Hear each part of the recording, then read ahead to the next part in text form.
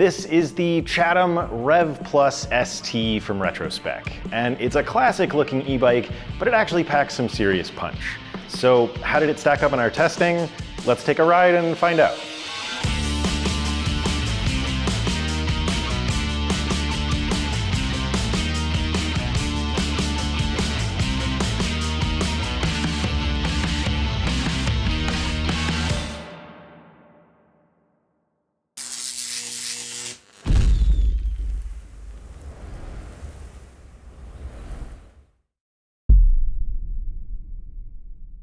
Hey guys, I'm John with Electric Bike Report.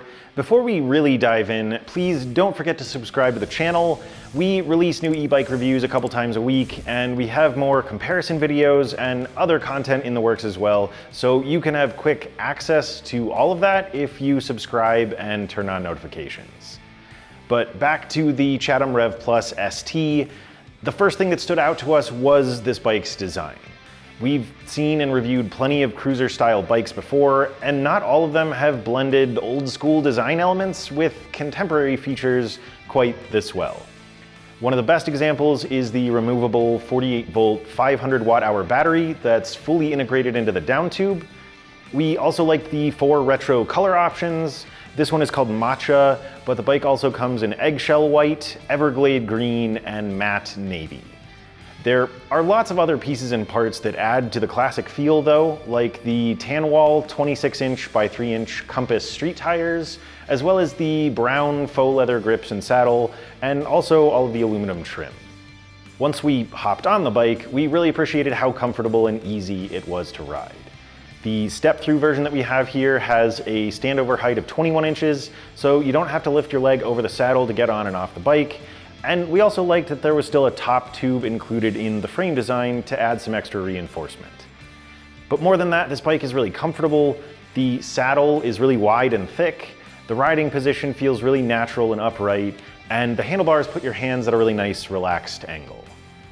Another standout element here was the bike's MSRP of around $1,300, which is definitely on the more affordable end of the spectrum. We'll talk about its real-world performance a little bit later, but just to give you a bit of a teaser, this bike did way better than we expected just based on that price. There's a lot of value here, and we'll leave a link in the video description so you can check out current pricing. But let's run through the rest of the specs and components so we can dive into those test results. The Chatham Rev Plus uses a 500 watt rear hub motor with a cadence sensor and 6 levels of pedal assist. There's a 7-speed Shimano Tourney drivetrain with a 42-tooth chainring and a 14 to 34-tooth cassette. There's also a nice chain guard that comes with the bike, so you don't have to worry about getting your pants greasy or caught up in the chainring.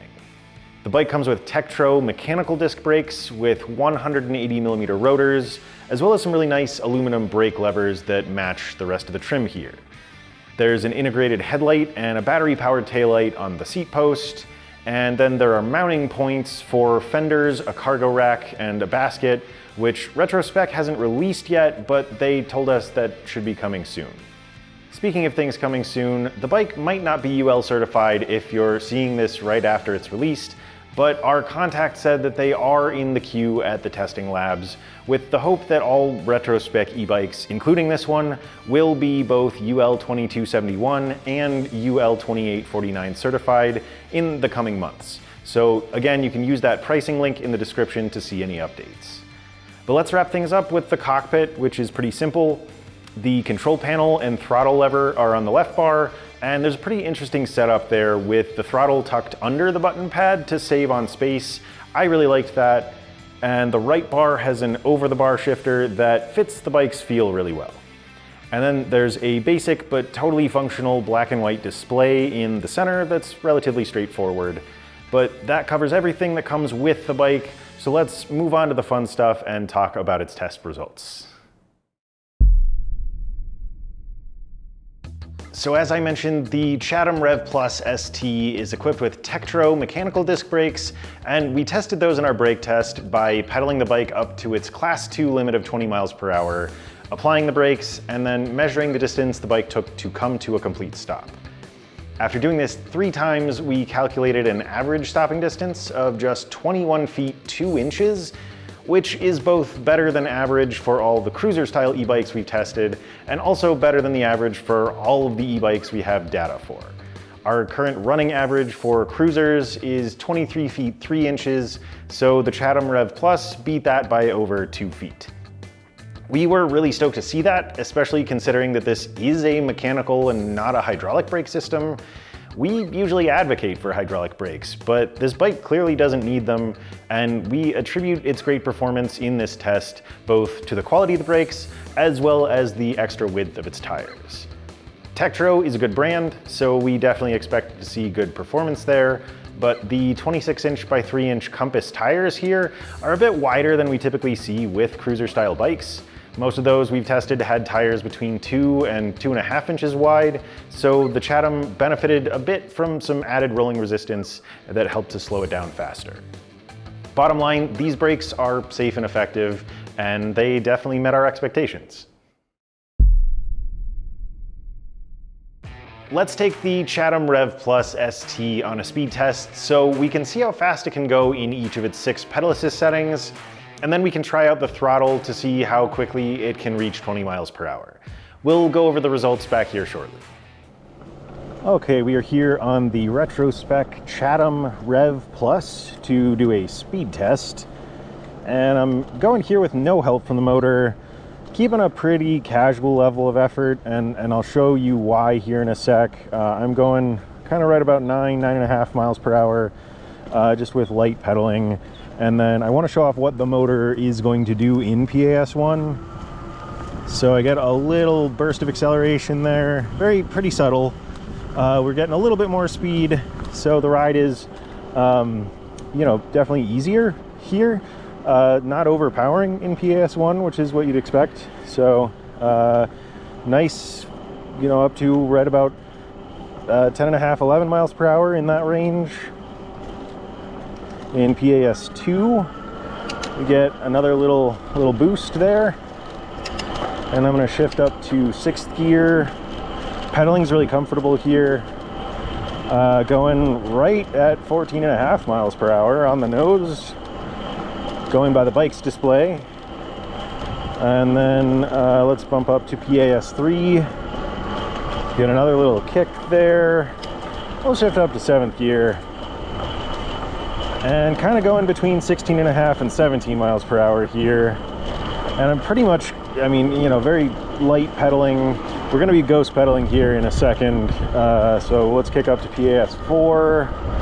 Yeah, there we go. That's ghost pedaling. I don't really mind that here. Again, just, very casual feel to this bike. So we're going kind of right around 18.5 miles per hour, a little bit more. PAS5, that'll kick us up in the 19s. And just, turning the pedals to keep the motor going, basically. So we're going a little over 19.3 miles per hour. And then let's kick it up to PAS6, which is the highest.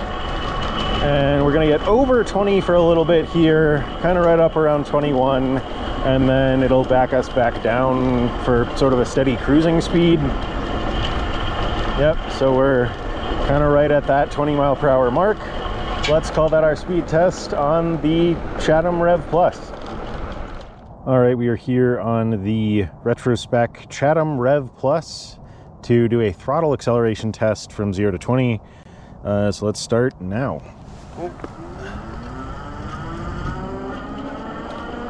Building pretty fast here. All right, and 20.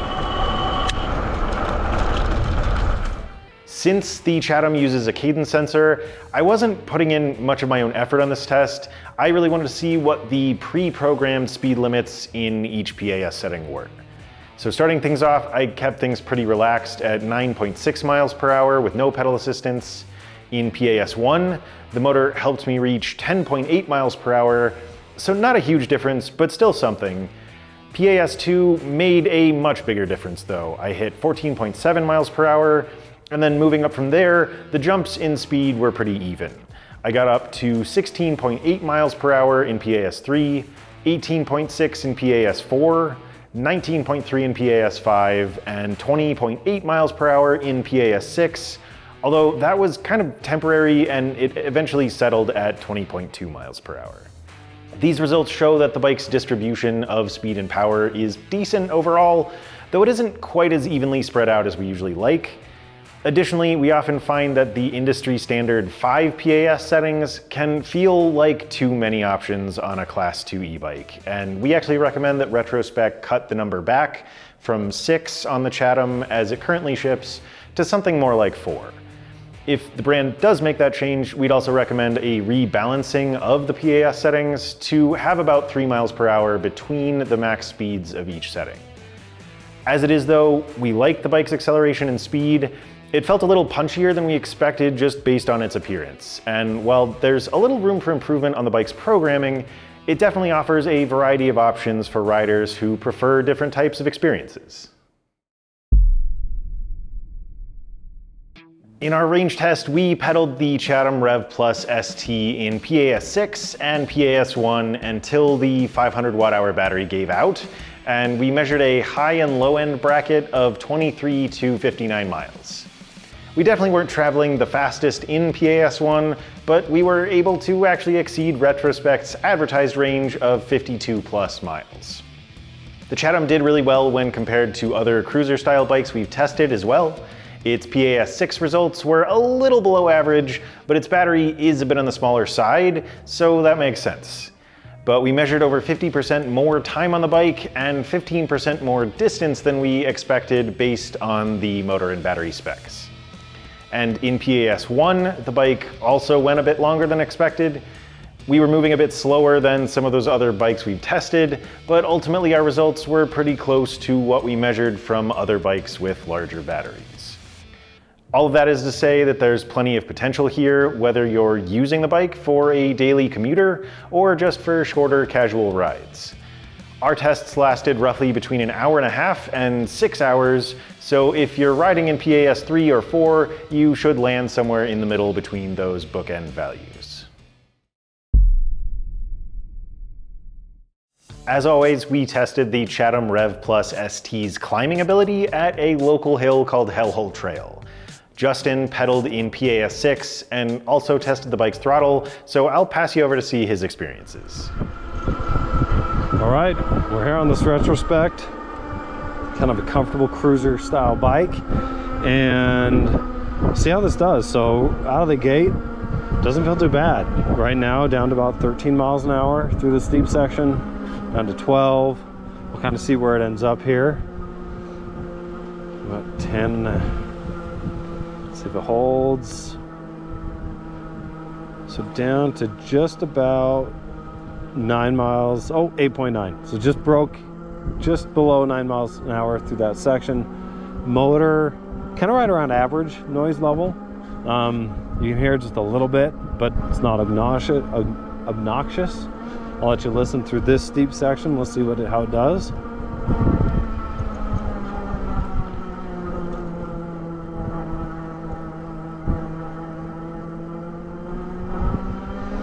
Yeah, so we got down just about to, 9.2, 9.3. So it feels fairly decent for this style of bike. Kind of feels like it's going to be about middle of the pack of the test, but we'll kind of see once we get to the top. Coming in right around 15. See if we get to 16-ish miles per hour and go to the tape and see the results. Okay, so we're back on the Rev Plus with the pedal test now. Starting off right in 7th gear. Now pushing again. I'm kind of letting the motor do the work here. So hitting this turn right about 13.1 miles per hour. Feeling pretty easy. Downshift just to 6th. Have a little better normal cadence. Probably didn't need a downshift though, to be honest. So feels pretty decently powerful.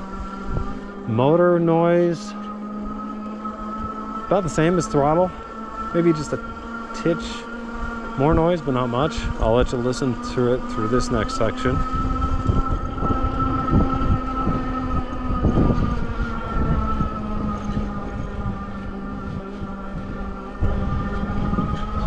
So yeah, 11.3 miles per hour is all it got down to.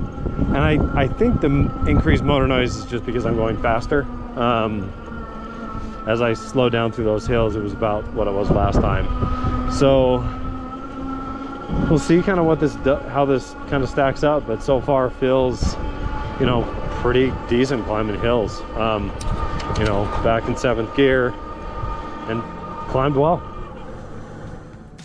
We were honestly pretty blown away with the Rev Plus's performance here. Justin made it to the top with the throttle in 1 minute and 25 seconds with an average speed of 12.8 miles per hour for the test. And in PAS 6, he pedaled up in 1 minute and 19 seconds at 13.7 miles per hour. Both of these are new records for the cruiser category, and that was a bit surprising considering that this bike's specs aren't really that different from the norm. Its motor kicks out 600 watts of peak power and 55 Newton meters of torque, which is about what we expected from a 500 watt rear hub motor. We've tested other e-bikes with similar specs, as well as some with more or less power, but the Chatham Rev Plus beat them all. So what gives? We reached out to our contact at Retrospec to get some more info, and we were told that the brand's development team selected components for the bike that had the best possible synergy when combined. So we didn't learn the secret recipe here, but there's clearly something that they're doing right, and it did show up in our testing.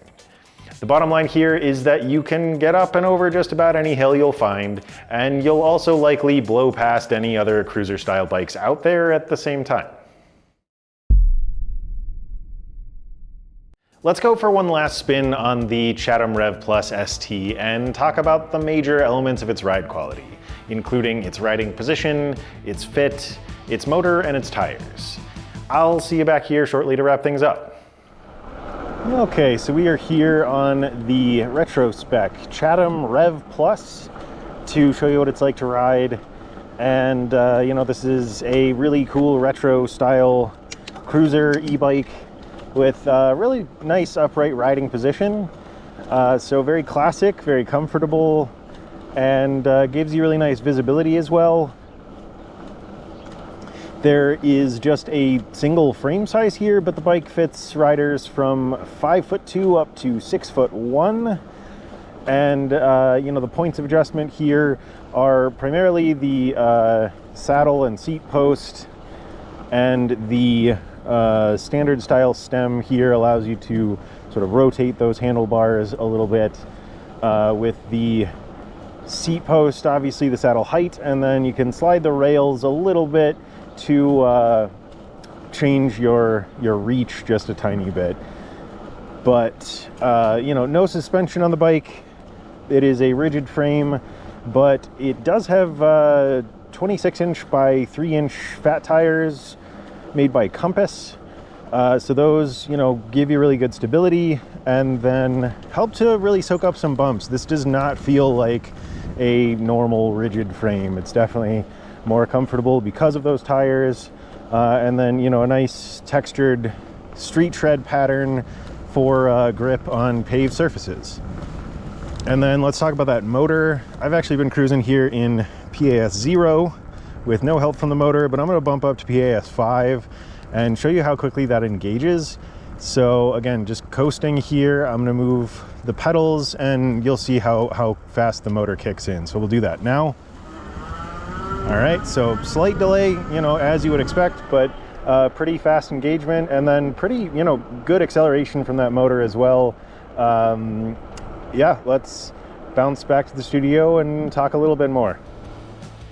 So based on what we talked about there, if you're looking for something with a really comfortable and cushy feel, the Chatham Rev Plus ST is going to be right up your alley.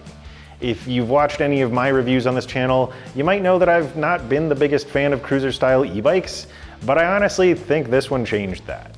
The saddle and grips felt good, the tires helped to substitute a suspension and smooth out the ride a bit, and in general, I thought the bike just felt like something with a higher price tag.